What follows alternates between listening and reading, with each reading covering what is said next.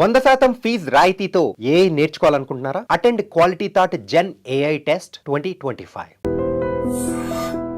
మీరు చిన్నప్పుడు 9వ తరగతి నుండి 9వ వయసు నుంచి మీకు ఈ వేధింపులు స్టార్ట్ అయ్యాయి. అవును సార్.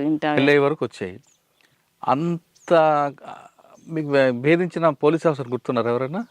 పోలీసు వాళ్ళు పెద్ద గుర్తుకు లేరు సార్. అప్పుడు పోలీసు వాళ్ళు అయితే ఇప్పుడు లేరు కూడా ఇక్కడ. కాకపోతే ఇంటి ముందరికి వస్తే మస్తుగా తిప్పలు పెట్టిండ్రు. ఇంట్లో సామాను మొత్తం తాళాలు ఇరగొట్టిపోయేది. నైట్ మేము ఉండకపోయేది. ఇద్దరు అనుకొని వెళ్ళిపోయారు పార్టీలో. ఇద్దరం మాట్లాడుకొని 94లో పెళ్ళి అయితే 95 పార్టీ ఒక సంవత్సరం. పార్టీ కూడా ఇంకా జనార్దన్లో బయట ఉంటే చంపేస్తారు లోక్స్వామి లాగానే. ఒక అనవసరంగా మనిషిని చంపుకోవడం ఎందుకు అని చెప్పి పార్టీ కూడా ఓకే అని చెప్పి ఇంకా నీ భార్య దగ్గర మాట్లాడుకొని రాండి అని చెప్పి చెప్పిండ్రు. పిలిపించిండ్రు ఒకసారి ఇద్దరిని. పార్టీలోకి వెళ్ళిన తర్వాత ఎక్కడ మీకు బాధ్యులు ఎవరిని చేశారు? మీ ఇద్దరు విడివిడిగా పెట్టుంటారు కదా? లేదు సార్, ఫస్ట్లో విడివిడిగా ఏం లేము. పానగాలి దళంలోనే ఉన్నాము. స్టార్టింగ్లో ప్రభాకర్ ఉన్నాడు, చంద్రాన్న. ప్రభాకర్ అంటే సాంబశివుడు. సాంబశివుడు, చుక్కాపూర్, సుక్కాయిపల్లి. ఆయన్నే మమ్మల్ని తీసుకునేది కూడా పార్టీలకు. సార్ అన్న దగ్గరనే ఇంకా పోయి అన్నీ సార్ అన్న మాట్లాడేది. ఇంకా కొంచెం నాకు బాగా తెలియదు, ఏజ్ కూడా తక్కువ ఉండే. ఇంకా ఇప్పుడు జనార్దన్ వల్లనే కదా, ఇంకా ఆయన ఈమెకు ఉంటే ఈయన వల్ల ఆయన చనిపోతాడు అని చెప్పి తీసుకొని రోజు క్లాత్ తీసుకునేది మాకు. క్లాత్ తీసుకొని మాట్లాడి ఇట్లా అట్లా అని చెప్పి ఇంకా అట్లా మేము కొంచెం ఇంకా ఎదుగుదల మాటలు మాకు అర్థం అవడం. ఇంకా అట్లా పానగాల దళంలో ఉన్నాం. పానగాల దళంలో ఇద్దరం కలిసే ఉన్నాం. వెంబడే స్టార్టింగ్లో పాటలు ఇష్టం. అన్న వాళ్ళందరూ కమ్యూనిస్ట్ భావాలు ఉన్నారు. మీకు ఆ భావాలు వచ్చే భావజాలం అర్థమైంది? ఉంది. అప్పటికే కష్టపడుతున్నారు, ప్రజల కోసం కష్టపడుతున్నాం కదా. ప్రజలు పడే కష్టాలు సాధారణంగా మీ వయసులో ఏంటంటే ఆ దళం పాడే పాటకి ఎక్కువ మంది అట్రాక్షన్. మీరు అలాగా విన్నారా పాటలు? మస్తు ఏ పాట మీకు ఇష్టం? బావయ్య ఒక్కసారి చూసి పాడే పాట బాగా ఇష్టం అప్పట్లో. 91, 90, 94 తర్వాత అవి బాగా ఇంకా ఊర్లలో మోగిపోతున్నది. లక్ష్మమ్మ అనే పాటలు అవి మామూలుగా ఉండకుండా ఊర్లలో. అప్పుడు బాగా ఇంకా పాటలు అడవిలోకి వెళ్ళిన తర్వాత సాంబశివుడు మీకు బాధ్యత చేసుకున్నారు, అర్థం చేసుకుని అన్ని నేర్పారు. అన్ని సాంబశివుడు ప్రభాకరే ఇంకా మాట్లాడి మంచిగా ఇట్లా ప్రజల కోసం బుక్స్ చదువుతుంటాం. ఇంకా అంటే రాజకీయ తరగతులు కూడా క్లాసెస్ పెడుతుంటారు సార్. వెపన్ ట్రైనింగ్ కూడా రెగ్యులర్గా ఉంటుండే. అంటే సపరేట్గా ట్రైనింగ్ కూడా కాకుండా రెగ్యులర్గా కొత్తగా వచ్చిన వాళ్ళకి కూడా సాయంత్రం ఉదయం 1-2 గంటలు. కానీ చాలా కష్టం కదమ్మా ట్రైనింగ్, ఆ తర్వాత డ్రిల్ ఉంటది. ఇవన్నీ మీరు ఇబ్బంది పడలేదా? ఏం ఇబ్బంది అయితే నాకేం అనిపించలేదు సార్. మీతో పాటు ఇంకెవరు ఉన్నారు మహిళలు అప్పుడు? మహిళల స్వర్ణాక ఉన్నది, భాగ్య ఉన్నది, ఎవరు హైనోలు భాగ్య ఉన్నది, నేను, పద్మ ఉండే ఒక ఆమె. ఇప్పుడు కూడా సరెండర్ అయింది. లేదు, అప్పటికే వెళ్ళిపోయింది. పార్టీలో మహిళలకి చిన్న చూపు చూస్తారు, అసభ్యంగా ప్రవర్తిస్తారు. ఎప్పుడు లేదు అట్లాంటి. సమానంగా ఉంటుంది పార్టీలో. చాలా ఇట్లా చెడ్డ పేరు మాట్లాడమంటే అది తప్పు సార్. పార్టీలో మహిళలకు సమానంగానే ఏ దాంట్లో అయినా సమానంగానే చూస్తారు. ఇప్పుడు మేము గ్రామాలకి వెళ్ళాలన్నా, ఊర్లో గ్రామాల ప్రజలను కలవాలన్నా ఇద్దరిని పంపిస్తారు. మహిళలతోనే, ముఖ్యంగా మహిళలనే మాట్లాడిస్తారు. ఎందుకంటే ఎక్కువ తొందరగా రిసీవ్ చేసుకుంటారు, వేరే రకంగా అనుకోకుండా ఇట్లా అని చెప్పి ప్రజలకి అట్లాంటివి ఏం లేవు. అవునమ్మా, 8 సంవత్సరాల్లో ప్రజల కోసం చేసిన మంచి కార్యక్రమాలు చెప్పండి. ప్రజల కోసం అంటే ఇక్కడ అజిలాపురంలో 1000 ఎకరాల పొలం ఉంది సార్. దాని ఊర్లో బాగా తిరుగుబాటు. అప్పుడు మేము కలకుర్తి దళంలో ఉన్నాం. అప్పుడు ఎవరు ఉన్నారు? అశోక్ ఉన్నాడు. ఈ పెద్దదాగడ అమ్మాయిపల్లె ఉంటుంది ఆయనది, ఈ పక్కలనే. అశోక్ కమాండర్గా ఉన్నాడు. ఇంకా డిప్యూటీ కమాండర్గా జనార్దనే ఉన్నాడు. మేము దళ కమాండర్లాగా ఉన్నాము. అక్కడ బాగా పోరాటం. మామూలుగా అజిలాపురం పెద్దగా చెప్పుకోవచ్చు సార్.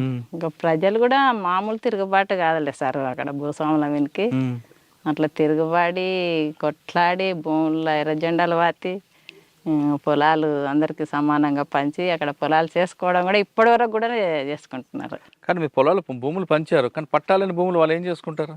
పట్టాలు లేని భూములు అంటే ఇంకా ప్రభుత్వం ఇవ్వాలి సార్, అది అవును ప్రభుత్వం. కరెక్టే. మరి మీరు భూములు పంచి వెళ్ళిపోతారు, ప్రభుత్వం వస్తుంది ప్రజాకోటి భూమి మాది అంటది. ప్రభుత్వం అంటది కానీ ఇంక ఇట్లనే వచ్చి మళ్ళీ ప్రజలకు చైతన్యవంతం చేయడము, మీ భూములు మీరు గట్టిగా నిలబడి కొట్లాడుకోవాలి ఇట్లా ప్రభుత్వం మీదకైనా అని చెప్పి వాళ్ళతో మాట్లాడి చెప్పి జెండాలు వాతిచ్చి వాళ్ళని పొలాలు చేసుకోండి, మీరు ఎంతవరకైనా తగ్గొద్దు దేనికి అని చెప్పి ధైర్యం చెప్పి. కానీ ఆ క్రమంలో మీరు మోహన్ రెడ్డి అని ఒక భూ యజమాని బాగా కొట్టారట కదా.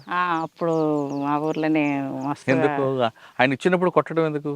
అంటే మామూలుగా చెప్తే ఇవ్వలే సార్, అది జనాలను కూడా మస్తు తిప్పల పెట్టిండ్రు. పోలీసు వాళ్ళు పట్టుకపోవడం, కేసులు పెట్టడం, కొట్టడం, మస్తు ఇబ్బందులు పెట్టడంతో ఆయన బెదిరియడానికి కొంచెం అట్లా పిలిపించి మాట్లాడి కొంచెం వినకపోతేనే ఆ పని చేసిండ్రు, లేకపోతే అంత తొందర ఏం చేయం సార్ అట్లా పాట అయితే. తర్వాత మీకు ఇంకా గుర్తుండిపోయిన సంగతి చెప్పండి. మాకు గుర్తుండిపోయిన సంగతి ఒకటి సరికొండ ఎన్కౌంటర్లో ఉన్నాం సార్. ఎన్కౌంటర్ జరిగిన రోజు ఎలా జరిగింది, ఎన్ని గంటలు జరిగింది? అది ఎన్కౌంటర్ ఏంటంటే మేము బాగా జర్నీ చేసి అలసిపోయి ఇంకా ఎక్కడోకతో అన్నట్టు గుట్ట మీదకి అయితే ఎక్కినాం సార్.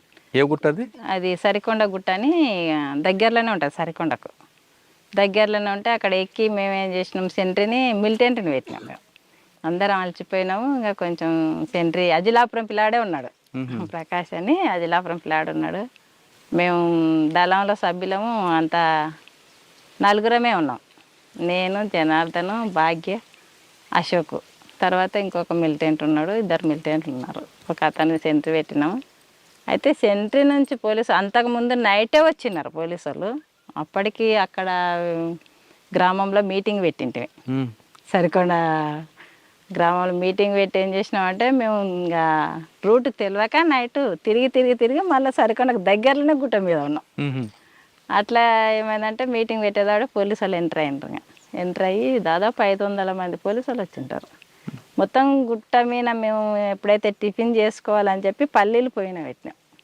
చాయ్ పల్లీలు ఉంటాయి, ఉదయం పూట తిరిగి వచ్చినాం కదా అని చెప్పి పోయిన పెట్టే పొగ అనేది చూసిండ్రు పోలీసు. గుట్ట మీద ఎందుకు వస్తుంది పొగ చూడాలని ఆ గుట్ట చుట్టుముట్టి ఇమ్మడే ఫైరింగ్ ఓపెన్ ఫైరింగ్ చేసేదాడే మేము ముగ్గురం కూర్చుంటాం, నేను, జనార్దన్, భాగ్య పొయ్యి దగ్గర కూర్చున్నాం. అశోక్, చంద్రమౌళి గుట్ట కింద పడుకొని ఉన్నారు సార్, సెంటర్ ఉన్నాడు. అయితే ఎమ్మడే ఫైరింగ్ అయితే పోలీసు వాళ్ళు వచ్చిందని మేము వెపన్స్ అందుకొని, నా దగ్గర డబల్ బ్యారల్ ఉన్నది, 8mm జనార్దన్ దగ్గర ఉన్నది, 303 అది 303 ఉన్నది, 8mm ఆమె భాగ్య దగ్గర ఉన్నది. ఇంకా ఇట్లా ఉన్న తర్వాత ఎమ్మడే అశోక్, చంద్రమౌళి లేచి కూర్చున్నారు గుట్ట కింద, గుండి కింద పడుకొని ఉన్నా కూడా. కూర్చున్న తర్వాత అయినా పోలీసు వాళ్ళు ఎక్కువ మంది కాబట్టి మాకెళ్ళి నుంచి ఎమ్మడే ఫైరింగ్ ఒకరికి పట్టుకోవడానికి ఉరికొస్తున్నారు.